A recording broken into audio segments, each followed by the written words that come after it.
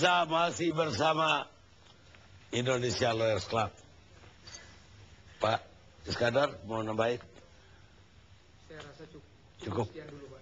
Baik. Yang lain lagi, Pak. Terima kasih. Pak Samsul Jalal.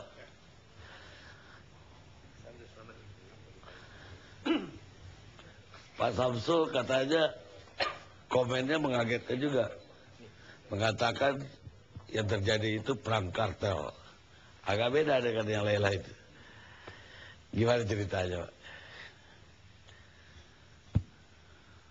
Saya takut bicara sebenarnya. Soalnya nanti saya di sasaran hukum rimba nanti. Ini judulnya nih, bukan main nih.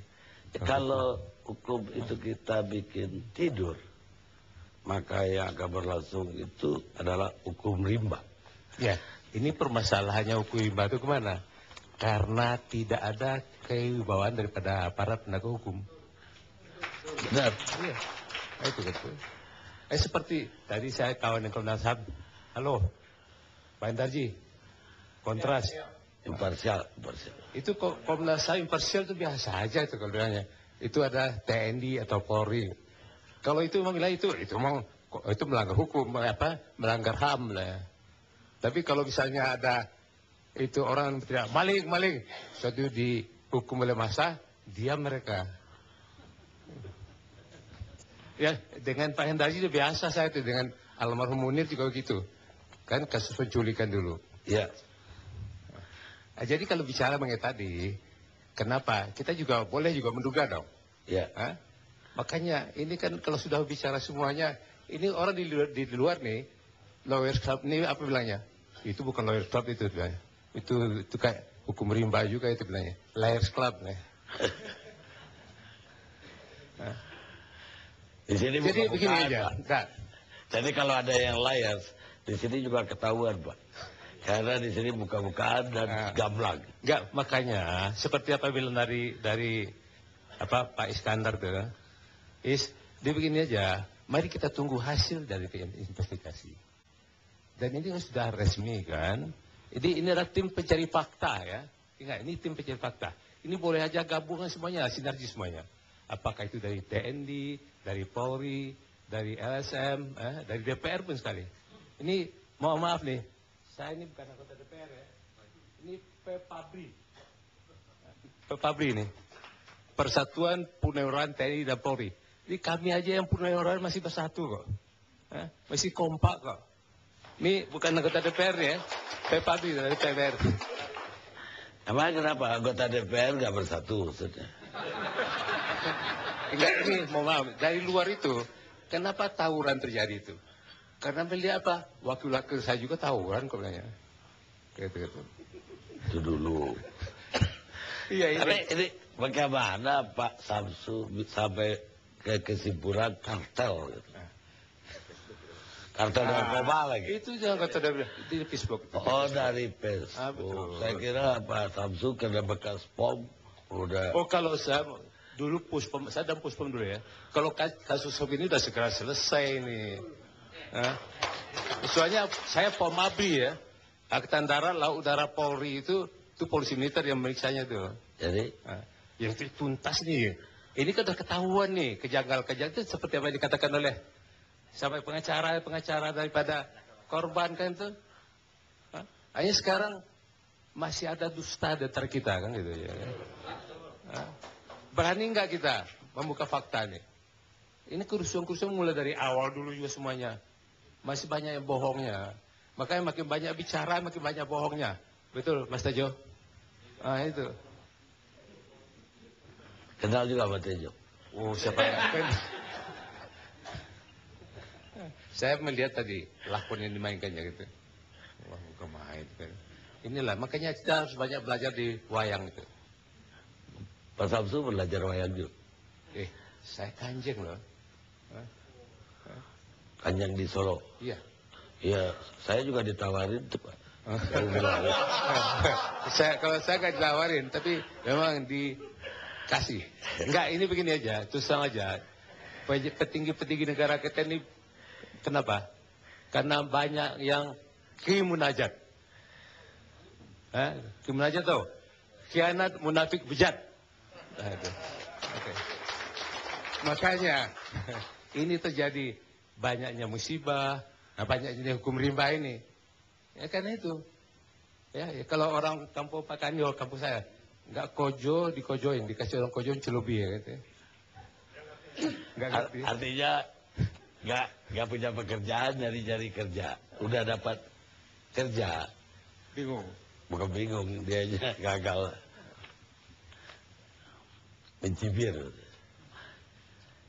Bapak nggak mau Facebook yang tadi. Tapi Bapak yakin dengan Facebook atau yakin dengan yang di... Semuanya kita lihat. Kenapa narkoba sekarang itu? Kita harus waspada sekarang ini, bahaya. Itu yang paling bahaya di negara kita ini. Kenapa? Karena juga oknum aparat juga terlibat, kan gitu aja kan tuh. Terus sama aja, ini bukan Samsu Jalal ya, Pak Polisi. BNN itu bukan badan narkoba nasional tuh, bukan. Itu bandar narkoba nasional tuh. Jadi bukan Samsu Jalal yang ngomong ya.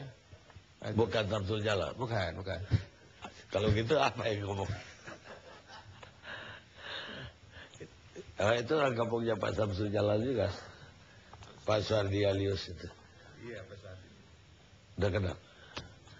Saya kenalkan beliau ini dulu Kapus POM dan Puspom ABRI dan kemudian Jasa Agung Muda bidang intelijen. Jadi makanya kita undang, mana tahu dia udah intelijen semua. Udah tahu kejadiannya. Baik, Pak Kiki sekarang. Yang pertama, Pak Karni, saya ingin menyampaikan penyesalan. Yap. Sampai kita pada keadaan hukum rimba seperti sekarang ini, termasuk cebongan itu. Tapi juga saya sangat menyesalkan apa yang disampaikan Hendardi tadi. Itu sama aja kalau menduga kuat dengan menuduh kan dekat-dekat itu. Beda-beda tipis. Jadi saya kira kalau buat saya tendensius malah pernyataan Hendardi itu. Udah pesanan siapa gitu ini. Nah kemudian di tengah-tengah kemungkinannya bukan hanya Kopassus. Hendardi sudah mengatakan kenapa tidak diarahkan ke sana. Nah ini kan tendensius. Banyak kemungkinan, ada beberapa kemungkinan, bukan banyak, maaf. Jadi bukan hanya Kopassus, tapi mungkin satuan-satuan lain bisa juga. Motivasi saja menurut saya ada dua. Kemungkinan motivasi. Yang pertama adalah penghilangan saksi. Menghilangkan jejak. Yang kedua, kemungkinan balas dendam.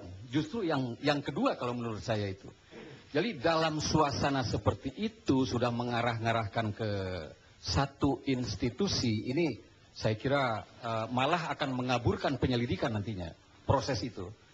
Dan ini dalam konteks barangkali membuat opini di kalangan masyarakat.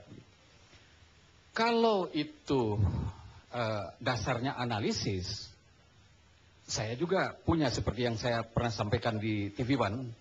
Jadi kalau menurut saya, Pak Karni, saya ini mantan komandan operasi di daerah operasi Timur Timur dan membawahi satuan Kopassus. Lalu saya juga pernah menjadi pelatih inti Raiders. Raiders itu dengan komando itu kan, atau Raiders itu semi komando lah begitu ya. Jadi ini ada karakter operasi yang jauh dari karakter operasi khusus yang biasa dilaksanakan oleh Kopassus.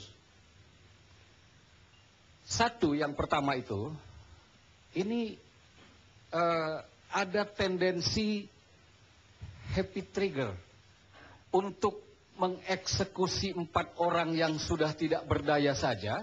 Ini sting duck gitu. Harus menghamburkan peluru 31 butir. Ini bukan karakter Kopassus. Yang kedua, butuh waktu 17 atau 15 menit. Ini terlalu lama buat ukuran operasi khusus yang dilaksanakan oleh Kopassus. Woilah itu hanya 3 menit. Jadi ini saya kira justru mengkaburkan gitu. Terus kemudian begini juga, kalau suatu operasi khusus seperti itu penyergapan, pasti sebelumnya ada pengintaian. Pasti itu. ada advance team, ada AT yang dikirim ke tempat itu. Nah pertanyaannya, Kalapas mungkin bisa menjelaskan apakah ada itu. Tidak mungkin suatu operasi khusus dilaksanakan tanpa pengintaian, tidak pernah ada. Jadi ini saya kira saya dukung apa yang disampaikan Pak Iskandar Sitompul. Jangan dulu mengarah-ngarahkan ke satu satuan. Banyak, ada beberapa kemungkinan justru mengaburkan atau nanti barangkali mengakibatkan proses jalannya penyelidikan, sekarang masih penyelidikan gitu ya, itu menjadi kabur dan satu waktu ada ketemu, mungkin masyarakat tidak percaya gitu kan. Ada alasan-alasan lagi.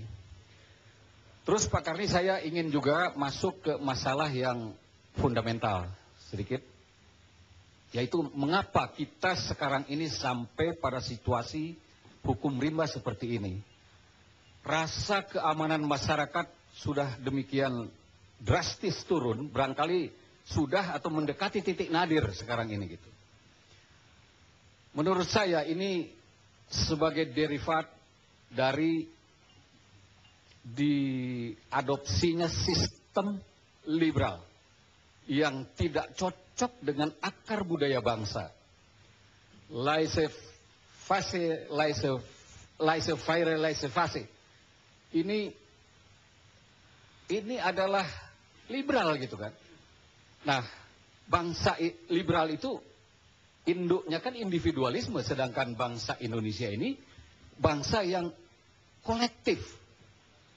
Di tempatnya Pak Karni ada Nagari, ada Dahlia Natolo, di tempatnya Pak Baringbing ada Mapalus di Manado, di mana-mana ada seperti itu. Masyarakat kita ini masyarakat kolektif. Ketika sistem yang individualis itu dipaksakan, itu sama dengan transfusi darah dari golongan darah yang berlainan ke golongan darah yang berlainan. Masyarakat kita selain kulturnya berbeda, juga saya kira kedewasaannya dalam berdemokrasi itu masih jauh. Kemudian yang berikut, Kuncharaningrat mengatakan bahwa ada 4 ciri negatif dari bangsa Indonesia ini. Salah satunya adalah itu ada hipokrit, ada suka mencari kambing hitam, cari kesalahan orang lain, malas, dan satunya itu feodal. Dalam arti bahwa memandang status sosial itu sebagai segala-galanya, sesuatu yang dituju, tujuan hidup. Nah, akibat dari feodalisme seperti ini lalu diberi iklim kebebasan, maka yang terjadi adalah penghalalan segala cara untuk mencapai tujuan hidup itu. Nah, sampailah secara derivatif pada situasi hukum rimba seperti sekarang ini. Maka tidak lain kalau menurut saya, solusinya ya kita kembali kepada Pancasila.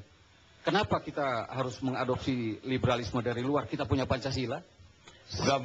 Bukan menegakkan hukum yang tidak jalan.